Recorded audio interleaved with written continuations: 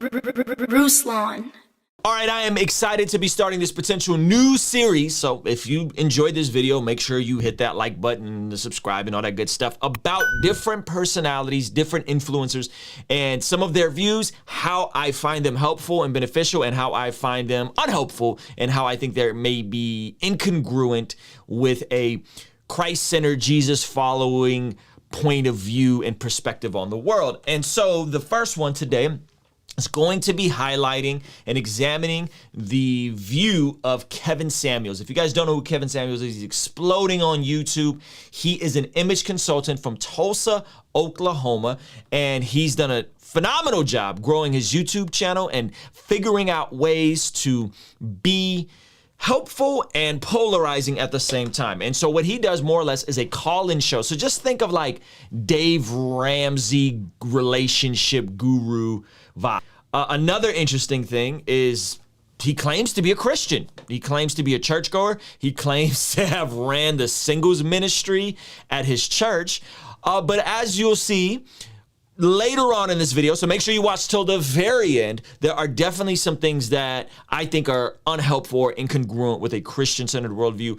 Not because he's intentionally trying to be harmful, just because of the way he does certain things with his paradigm and his worldview. And by the way, if Kevin Samuels is watching this video, more than welcome to come on this channel. I'd love to have a conversation with him. And maybe my assessment could be off, but I don't think it is. I've spent a good amount of time watching his content, and the best, most condensed, focused way to summarize what he believes, in my opinion, is the No Jumper interview with Adam 22. Now, if you don't know, Adam 22, me and him had a little splat back and forth on Twitter about a year ago over a Vlad TV video. Vlad TV was an utter bozo and tried to get my video, tried to give me a copyright strike and get the video taken down. He failed, even though he did get some of the monetization for it. And Adam was super playful about it. So hopefully, Adam, if you're watching this, don't be a bozo like Vlad and try to get this video taken down. Let's get into this interview. I got quite a few clips I want to highlight here. And this is fair use, so I want to play you guys a couple clips. Start with some things that I think are congruent, and specifically with his assessment of some of our issues with relationships and dating. I think there's some really helpful, accurate assessments, and then there's some things that are not so helpful with where we are. And throughout this interview, you can see that you can see like the light bulb kind of goes off in Adam 22's mind a couple of times. Okay, so I haven't looked at all of his views, everything connected, and every single thing he believes. Okay, I'm just gonna talk about his assessment of some of the issues with dating, some things that I think are helpful for the assessment and the solutions, and some things where I think he's in error and are unhelpful. All right, so it's insane, and that's what this show is starting to highlight, starting to break apart a lot of this delusion. Because when you feed an appetite, it's no different than drugs. Let me give you a few hits for free, and then now you're gonna buy it. They've been sold on this idea that you don't want a high-value man, which is 6 different things. It's not just money. What you really want is this lifestyle. Then I asked, well, what do you bring to the table, and what kind of relationship skills, and what he's going to get? That's what the crickets happen. So now it's really started a conversation that's much needed. We have gotten to the point to where, for the most part, we don't even know how to relate to one another. We know how to swipe left, swipe right, hook up, and get on. So the first part of his paradigm, his worldview, is more or less, hey, women say they want a high-value man. However, they don't really know everything that it takes to go into it, and then there is a degree of delusion, and then with hookup culture and Tinder and stuff like that, it becomes more and more difficult for people to connect with each other. Now, that's his assessment. By the way, I've been married for 13 years. I'm completely out of this game, and so I don't really know what are the ins and outs. I've never had an app. I've never met somebody online. I don't know what the challenges are of dating in 2020, 21, and beyond. But listen to Adam 22's point right here. This is very interesting. Right, it's like the idea of two people who are at a relatively early stage in their career. When I think about my mom and dad, they met in college. They probably didn't have jobs or had bad jobs, and that was the dream. When I talked to my parents about what they wanted out of life when they were in their early 20s, they wanted to get married, get a house, have a couple of kids, work on their careers, and build a life together. And they did, and they've been together for years. And it's like, that's a beautiful thing, but it seems like that dream has kind of been lost along the way, where people got so overwhelmed with choice and so overwhelmed with climbing the social ladder and trying to have the best mate that they possibly can, that the idea of building something with their partner has sort of vanished to a lot of people. Social media, man. It's like now. There's going to be some profanity on this. Explicit. Adam22 makes this why this point of like, yeah, you know, my parents, they got married young and got, you know, built a marriage and a life and bought a home and did this whole thing, and we just kind of got away from that in terms of our modern hookup culture. You think? you think that's what happened? You think that's where we are?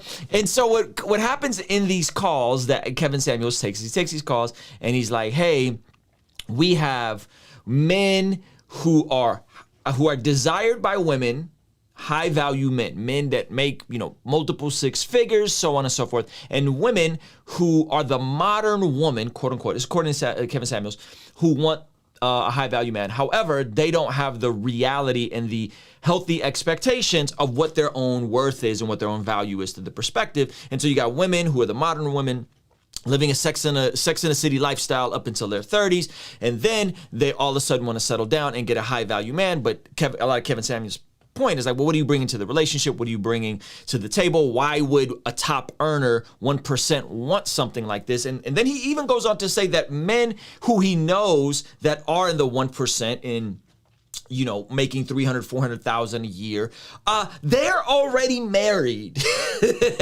They've already built a life. They've already settled down. They've already started and found that companionship and built a life over the course of the year. And so what is the point here? Okay, so one, Adam22 gets this epiphany of like, oh, maybe the way my parents did it was correct. Yeah, you think? You think that, hey, meeting somebody and building a life with somebody is substantially better than tricking off your 20s and then thinking you're gonna wake up in your 30s and be a compatible, suitable mate for somebody? You think that just may not be how things work, right? You may need to consider who you're becoming as a young person, the type of character, integrity, commitment, discipline that you have in your early 20s. And so in my case, in my situation, hey, me and my wife are doing well. We've been married for 13 years. We have 2 children, and we are on our way to becoming, you know, 1% of the earners in America. And did that happen overnight? No, it happened to me when I was in my 30s. I've been with my wife since I was 20. Well, I was 19. She was 17. These things take time. And this is the part where Kevin Samuels, I feel like, is hinting at something that is a congruent worldview, that, hey, some of the most successful people are married younger. Some of the most successful people are married longer. Some of the most successful people have solid foundational marriages. And it is something that actually starts earlier in life than later in life. Because if you're in your 30s trying to settle down with someone that makes hundreds of thousands of dollars a year, those men are, first of all, going to be late 30s, early 40s, because that's when most men make the peak of their income. And they're already going to have a marriage or already had been divorced, right? So I think our culture has it backwards, and I think it's interesting throughout this interview, Adam22, who, I'll get more into Adam22 later, keeps having these like light bulb moments, and it's like, yeah, fam, this is why scripture says don't burn with lust. This is why it's better to be married than to burn with lust. This is why it's better to get your house in order, to get your character in order, to get your own issues and your foundation in order before you go and try to live this modern life and be this persona, right? It's actually healthier, congruent, and the data shows that couples who make more money are less likely to get divorced, couples who stay together longer are less likely to get divorced, couples who do not cohabitate before marriage are less likely to get divorced. All of these things are reflective of a Christ-centered worldview and paradigm in the way that we are to live. So, culture has just gotten away from that, and we think that following each other and following our own ways of doing things, it'll work itself out. And it's proven that this social experiment isn't working. It's proven that the longer people wait to get married, the more partners they have before they got married, the more they've cohabitated before they got married. All of these things actually set you up to fail in marriage and more or less in your income and all these things together. Maybe I need to really, because I push that heavily. You need therapy, you need therapy. And then I think we all can do therapy, whether you come from a troubled background or whether you're A-okay, it's maintenance. And then So he pushes therapy, which I'm for. You guys know me. I've gone to therapy. I've done group therapy. I encourage therapy. That's awesome. And he's specifically talking about therapy to have healthy expectations and have self-awareness of where you're at. Understanding that life is about people. Success is shared and making money is a social activity. You want to get something out of somebody? How useful are you to somebody else? You want to get something out of somebody. How useful are you to somebody else? I just did a whole study yesterday on the passage from Ephesians 4:28. You must work doing something useful with your own hands that they may have something to share with those in need. Just did a whole study on that in terms of the things that I learned on the other end of having my second child, right? And building my house on the rock of Jesus, but the ways of handling finances and money God's way, right? And so he's fairly spot on with these ideas here, guys. It's like, you know, being useful, being self-aware. These are all like healthy things to be aware of. Because at the end of the day, you got your PhD and this and that, and you look to the right and you look to the left of you. When the pandemic hit and we were on lockdown, you were there by yourself. That was the reality check. Now people are starting to realize, you know what? I may want somebody to walk through this life with me. Realize all the young girls I know, all the 18, 19, 20-year-old girls are really, really concerned with being with a guy who's got, you know, cool tattoos, cool clothes, cool jewelry, whatever. And then when I looked at the older end of the spectrum of the girls I knew at the time, or 28, 29, I started to notice them being more interested in guys with careers that could take care of them, et cetera. It occurs to me when I see a lot of the women on your show, they end up trapped in that 20-year-old mentality for way too long. And then they might break out of it at 35 and realize, like, fuck, it would have been better if I had been building something along the way. And I say this all the time on the show. You cannot trick off your 20s and then wake up at 30 and think you're going to get through life unscathed. So the girls at 19 and 20 who are all about guys with tattoos and cool clothes wake up at 30 and go, oh, like, gosh, you know, I delayed growing up, and I delayed, and this is not just women, by the way, this is men too. I delayed becoming a functioning human with some value to add to the world. And then I wake up at 30, I wake up at 35, and there's some consequences there, right? A lot of all the cool, popular kids in high school, all the cool, popular kids in high school who tricked off their early 20s, who had multiple babies out of wedlock, who have multiple baby mothers, who maybe did some jail time, who, I don't know, got addicted to drugs, who made some poor career choices. They all wake up in their 30s trying to play catch up. But those of us who were wise and who did not party and who did not partake and who did not do all the dumb stuff and who did not just date the hot girl because she was hot, who looked for virtue and character, all of us are doing great in our 30s. We're crushing it in our 30s. We're doing fantastic. We're entrepreneurial. We're stable. We have healthy marriages. You see what I'm saying? And so, guys, you cannot trick off your 20s and think you're going to get into your 30s and 40s unscathed. Now, is there grace? Is there mercy? Can God do miracles? For sure. But in the context of what Kevin Samuels is dealing with, it seems like he's dealing with a demographic of people. He was talking to men first, by the way, that are delusional about their own value in terms of being a mate with somebody, right? And so, again, he started talking to men, then he transitioned over to women. And so you have folks who are, 30, 35, who may be overweight, who may be out of shape, who may have multiple children, and then they want a high six-figure man. That's incompatible. Whereas, had you kept your little butt at home and, hey, built something with a healthy foundation at 19, 20, 21, 22, developed the character and the integrity, got married younger, by the time you're 30, you could be that power couple with a marriage, with multiple revenue streams. And by the way, this isn't just me. Like, I know more people all the time that I meet regularly that get married at 21, 22, 23, and they're six-figure couple. Why? Because they had a healthy foundation. Why? Because they made good decisions. Why? Because they delayed gratification.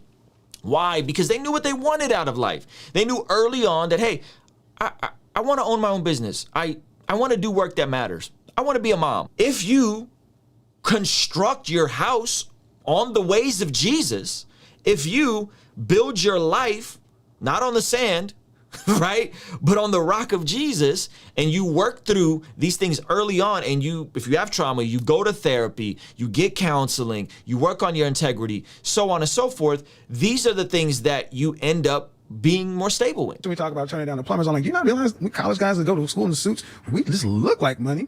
But these guys with the trucks and their own businesses, they actually can make money a hell of a lot sooner than we can with little or less debt, and they own it because they got a skilled trade of some sort. You know, if you're in corporate America, your ebb and flows go with the company. And you started to see more people started getting realistic after the 2008 the housing crisis. That's the first time it hit middle class people. Right. You had people who had good middle class jobs that just went away. When I was in Dallas, I saw people from 75 to 120. Those jobs just left and they didn't come back. And many of those guys went and started a landscaping company, became an HVAC technician, a plumber, roofer, something like that. And they're making money hands over fist, but they're not in a suit. They got a polo with their logo on right now. And those are the very men a lot of women say, it's because of their title. I can't take you to the bar with Chris. There are men who have pivoted, and they're not corporate guys, they're not entrepreneurs, they're the plumbers, they're the roofers, they're making great money, they own their own businesses, they don't got the debt of a lawyer or of a doctor, and they're having trouble finding reasonable spouses because of the type of work they do. And so I talk all the time about, hey, listen, make yourself useful, develop scarce skills, do things that can add value to people. And something I probably don't talk enough about is like, hey, there's this whole new market of true collar jobs, blue collar jobs, new collar jobs, of people that work with their hands, that own their businesses, that do a great job and earn six figures, multiple six figures. And they're having trouble finding somebody in the marketplace simply because of the type of work they do. If you know what a plumber makes, for example, right? And they go on this interview and they talk about, hey, plumbers and what they're making is actually really good money, so on and so forth. And so this is really interesting that we've hit this crossroads where folks don't date somebody just because of the type of work they do. That's really, really, really, really, really bizarre. And again, I'm not in a dating market, so I got no idea. But if they're saying that plumbers and folks making multiple six figures are having trouble finding somebody because of the type of work they do, it goes back to expectations, right? Unmet expectations lead to frustration.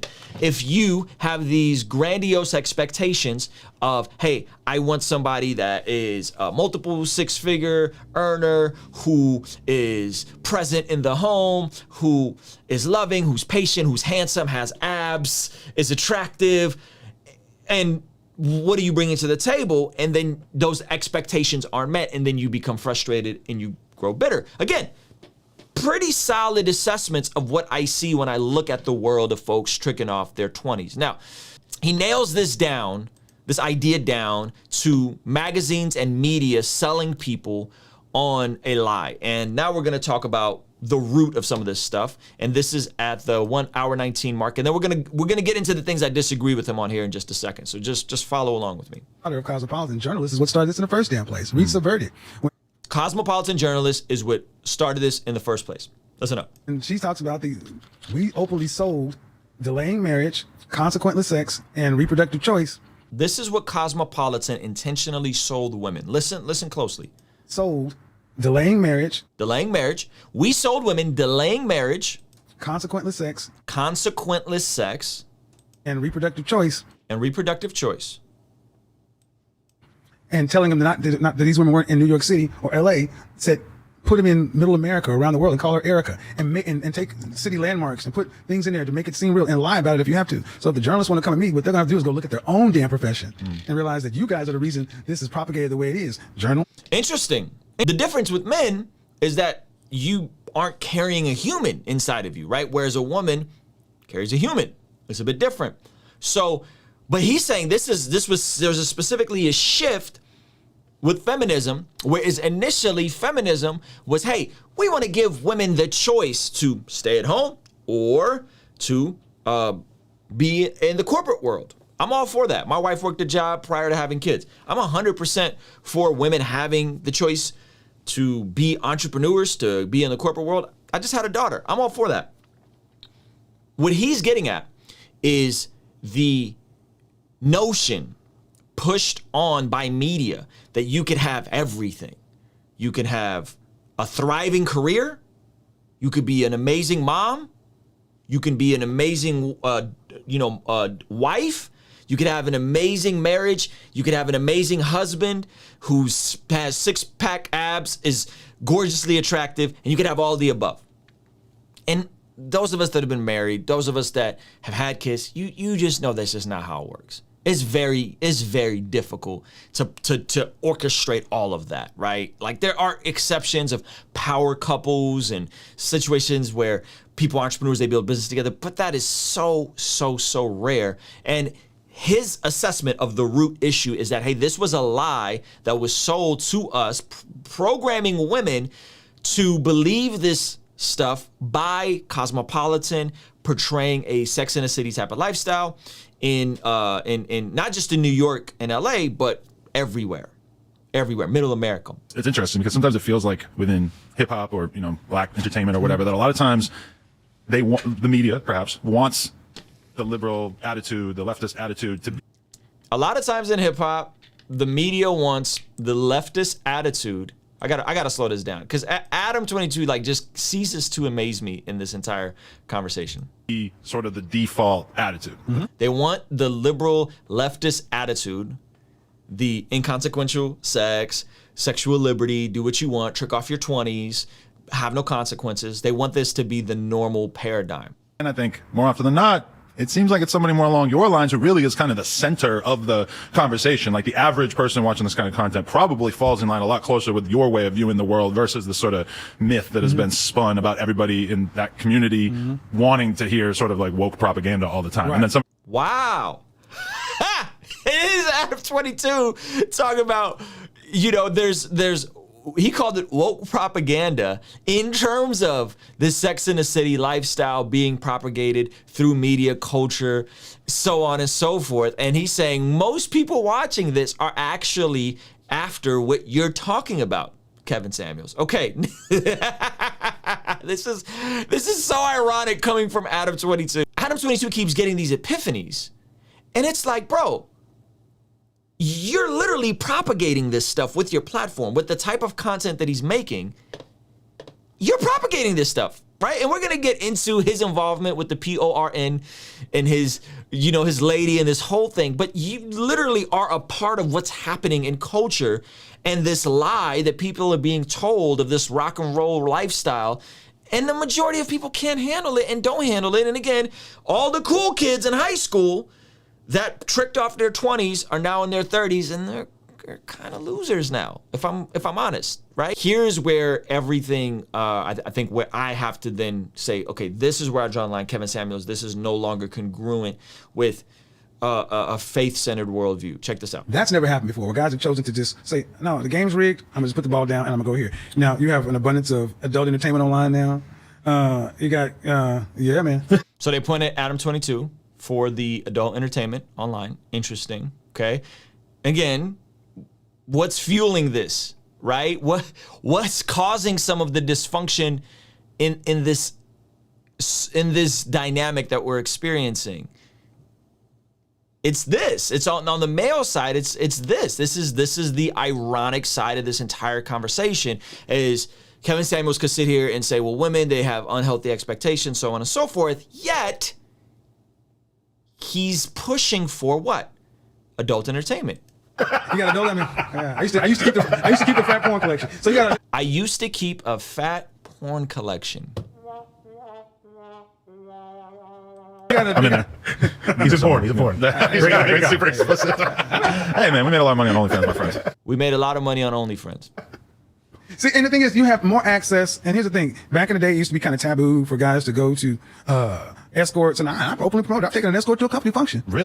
He's taking an escort to a company function. All right. So he tells this story about how he took an escort to a company function, the benefits in that, how it got him a promotion, so on and so forth. You know, women need to have healthy expectations. Women need to have, you know, bring something to the table. Your value is attached to, you know, your fitness and all that kind of, I think there's truth in that. Hey, here are the issues. There's been unhealthy expectations put on women. And then it's like, oh yeah, but porn is cool and escorts are cool. And like, come on, fam. that is completely inconsistent, ironic, because what that is doing when you're dabbling in that is now men are unhealthy expectations in their mind of what it means to be intimate with a woman. And so it's not just, hey, I want an attractive woman. It's that I want a woman who performs the way that these women do. This is where it's incongruent and inconsistent. I'll play you guys some more of this. This is pretty wild. Escorts, porn, that kind of stuff is nobody bats an eye anymore. Yeah. So now sex, now women don't have the monopoly and lockdown on it like they used to. Like, you saw me take out the trash. No, I just go to Heroes. In call $300, I'll call $4. Okay, okay. Right. It's like because women are whatever, that therefore it's okay, and you just go get a prostitute. Ugh. You know, listen, escorts, porn, that kind of stuff is nobody bats an eye on it anymore. Yeah. So now sex, now women don't have the monopoly and lockdown on it like they used to. Like, you saw me take out the trash. No, I'll just go to Heroes. In call $300, out call $4. Okay, Right. And I'm out. Why do I got to wine and dine and court you just for you possibly to give me some starfish sex? I'll just break you off this floor. I'm good. Cash App, that's what they call it nowadays. Right. No! No! No! No! No! No! All right? No! That is not the solution. That is not the solution. This is not where we have the conversation of dating and relationships and just say, oh, well, you know, women leading a sex and a lifestyle type of, they just, you know, they have unhealthy expectation, but, you know, I'm gonna go get this alcohol for $400 and get my nut off and be good because women, they don't got a monopoly on sex no more. Like, no, no, you've became a part of the problem. You've became a part of the problem. You have now bought into the hyper-sexualized, the other side of the issue where now men have some unhealthy expectations because, by the way, at some point, say you do settle down and you do find that woman who is, you know, amazing and hot and fit and all these different things, and then she has a child, and then her body changes, right? So on and so forth. And so I think that's where I'm like, no, fam. So let's get to the meat of it. It's about going people attacking him personally and about him specifically in his relationship statuses. Check this out. What about your own personal relationship mentality at this point? Well, whenever that happens, it's what I call sign language. Shame, insults, guilt, and the need to be right. By the way, that's an ill acronym. Shame, insults, guilt, and the need to be right. So that's a deflection. Well, are you married? No, I've been married twice. Well, I can't take advice from a divorced man. Okay, so what you're telling me is if I've been married 30 years to one woman, you listen to me then? Yeah. Yeah. I know that it's like cool and, you know, hey, he's living this 52-year-old bachelor lifestyle and he's like, he's handsome, he dresses cool and this whole thing, and he's speaking to women kind of wild and reckless and just giving them the truth and all that kind of stuff. And it's like, well, yeah, like if I want to get better at basketball, I want to train and follow the model of somebody who's gotten better at basketball and who's prevented some of the injuries that I've gone through so that I don't repeat the same mistakes. Yeah, I'm gonna want somebody that's been married for 30 years and has a fantastic marriage and can get me from point A to point B, because that's where I ultimately want to be. So this is the part. And by the way, he goes on to say that he's done singles ministry at his church. This is where it gets problematic. He's professing, it's from my understanding, to be a Christian. He says he's done singles ministry at his church, yet he's been divorced twice, and he's cool with pornography, and he's cool with sex work. All over the place. Now, I was having this conversation with my brother Eugene Albert III, and we were talking about how a lot of times in the Christian circles, we have this concept called ego duality, meaning that people have little private compartments, little hidden things in their life. That's how scandals happen, right? Somebody has this little hidden, tucked away room that nobody knows about, and they have now put this over here, and they go deeper and deeper in this little addiction, this little sin, this little affair, whatever. You guys fill in the names. We've all seen it come out in the last couple of years. So boom, there's that, right? There's this little thing over here, and it's tucked away. Now, what we're experiencing from someone like Kevin Samuels is it's a separated logic. It's a compartmentalization. It's literally two different applications for two different parts of his life. He would say that, yeah, God, Christian, grew up in the Bible Belt, light of the world. So, and you guys should really watch that full interview. Light of the world, salt of the earth. I come from a Christian home. He knows people call in, talking about church. He knows all the different pastors in Dallas and all the different churches. So there's these parts of it where it's this traditional Christian framework for how to build a marriage, but then there's parts of it that are like completely outside of how to be a functioning man who's not addicted to porn, who's not setting himself up to commit adultery or to cheat on their spouse and all these different things. So it's not just an ego duality where, someone that's Christian will keep hidden sins. No, he's flippant and he's open about it. And it's just compartmentalization and it's separated logic. I have a different logic for how I would want my daughter to be treated than how I would treat a woman.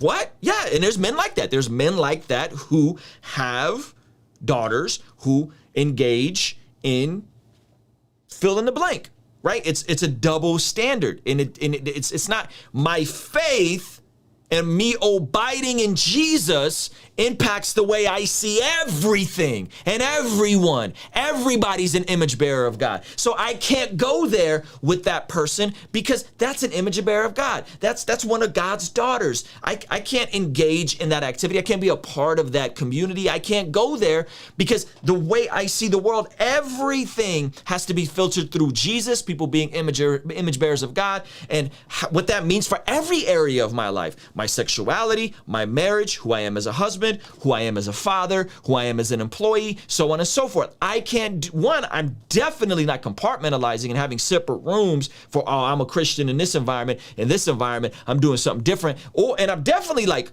what Christians do is they end up going and having the ego duality thing, right? We can't do that. Like you cannot have secret compartments and double standards for your life, man or woman. Right, man or woman. So, hey, if you want to be a godly man, who finds a wife, finds a treasure, according to Proverbs, right? You want to be a godly man. Hey, you need to become what you want to attract.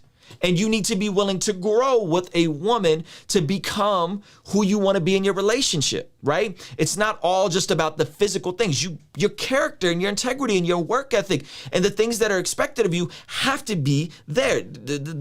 Are you a provider? Do you have useful skills? Can you protect a woman? So on and so forth, right? This is true. This is absolutely true. You have to become that because you're going to attract what you are. And of course, for women as well. Women as well need to know that, hey, I can't just expect everything. At some point, there are sacrifices. At some point, you either sacrifice your career or you sacrifice who you want to be as a mom and as a wife. This is also true, right? And so, moral of the story, hey, get your house in order. Get your house in order. Be clear about your expectations. Become the type of person that the type of person you're looking for is looking for. Right? Become the type of person that the type of person you're looking for is looking for. And in my opinion, a lot of this stuff is better to do when you're younger. I was intentional because I knew that I didn't want more options when I was more popping with music. I knew at some point I was going to develop a platform. I had very good self-awareness of this at 18, 19 years old. I didn't want to start dating somebody at 25 or 30 or 35 and settle down then because I knew, hey, at some point I'm going to have a platform. There's going to be more options. I'm going to have to I'm going to be always questioning people's motives. Why are they here? Are they here for the money? Are they here for the clout? Are they here for the... So I intentionally made the effort of, hey, I want to find somebody I can grow with. I want to find somebody I can mature with. I want to find somebody that I could build a life with. I want to find somebody that I don't have to, burn with lust with and burn with passion, that I can get married younger. And again, I know this is countercultural, but if you look at the most successful people in terms of income, if you look at the most successful people in terms of longevity of being married, a lot of them have been married for a long time. They've been married for the same person. They've been married to one person. And the quote I always go back to is when they came at Jesus and they started accusing Jesus of being a friend of sinners, a friend of tax collectors, or whatever, right? They were questioning his integrity, questioning the way he appeared. Jesus gave him one simple quote. He said, "Wisdom will be proven right by her children." wisdom will be proven right by her children. If you are watching this, you got 1 foot in, 1 foot out, you want to trick off your 20s. Hey, just know, if you're going to trick off your 20s, wisdom will be proven right by her children, more or less, generally speaking.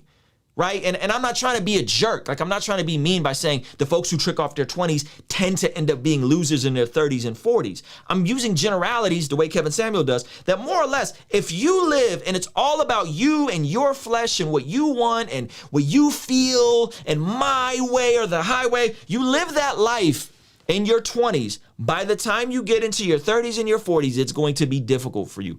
Get aligned with the ways of Jesus now. Learn to abide in Jesus now. Learn to get your house in order now so that you could become the type of person that you want to attract. Right? Male or female. And have healthy expectations. Have very healthy expectations. Know what you want out of life. Know, do you want kids? How many kids you want? That's I like that about Kevin Samuel's content, because he asks, wow, do you want kids? How many kids do you want? How much money do you have to make to do that? So on and so forth. So, hey, build the type of life. And men, hey, have healthy expectations. Have healthy expectations. Understand that your wife is not going to be a professional adult actress in the bedroom for the duration of your marriage, and that's okay. And be put on your big boy pants and know that just because it's not what you thought it was or what it was earlier on, it doesn't matter what it turns into, because you go through seasons. Women have kids, their bodies change, right? You don't get to go cheat or go do this other stuff or go look up porn just because your wife just went through a childbirth and all that, her body. Like, this stuff is real, fam. Somebody who's had 2 kids, right? So I want this to be clear and I want this to be specific. There are valuable things that Kevin Samuels presents. I think his assessment of where the issues are with our society is spot on. I think his assessment is spot on. And even to the point where Adam 22, who's dabbling in all this nonsense, is acknowledging it. And I think some of his actions and the way he would say, yeah, I think the way, someone like Ruslan has built his life, I think that's actually the most helpful way, right? I didn't make a ton of money when I was 21. I didn't really start making money till I was 35. I built a life with my wife, right? And so on and so forth. The issues, though, is the compartmentalization. It's the separated logic. It's you're not going to abide in Jesus in every area of your life. You're just going to kind of pick and choose. And I don't think that's helpful. And I don't think that's a great example for young men to set off. And again, hey, wisdom will be proven right by her children, twice divorced. Yeah, I'm not really looking to get advice from somebody twice divorced. Maybe about dating and finding a spouse, but not on building a healthy marriage that I could be with somebody for 20, 30, 40, 50 years. I want to talk to the person that's been in a successful marriage and they're still head over heels 50 years later. I want to talk to that person about how to build that and maintain that. From a dating standpoint, yeah, I think Kevin talks about some good stuff. I think there's some valuable information in here. But ultimately, guys, get your house in order. Know what your expectations are. Become the type of person you want to be. All of that stuff, I think it's healthy. Take responsibility. Articulate what you want. Know that you can't have it all. You can't have it all. If you're a man, you can't have a fit, adult star type woman in the bedroom your entire marriage and have a family. You can't have it all. And ladies, hey, you can't have a multiple six-figure earner who you're wildly attracted to, who's going to be a great dad all the time, present in the home, love you, lay down his life for you, and have a career. All right? You can't have it all, fam. You can't have it all. You're going to have to be realistic and sober. And also say, am I becoming the type of person that I would want to date? Are you? Just those are all this thing. Like, ask yourself that question. Are you becoming the type of person you want to date? And if you're honest, that's where the transformation process can start. If you're honest, that's where you can start working on yourself and transforming who you are and the type of person you are. And so that's the part I like about Kevin Samuel. So those are my thoughts. Maybe we could have him on the channel. That would be cool. Because I do want to press into this, not as a way to attack him, but I think there's some interesting tension here. So let me know what y'all think. Kingstream Entertainment. Ruslan. Joshua the King came down and bore it all. Yeah. Conversations front of the fireplace. All of my mistakes, how do I erase? Wanna operate at a higher pace. Birth pain. causing the body to dilate on a first name basis with the worst plain face.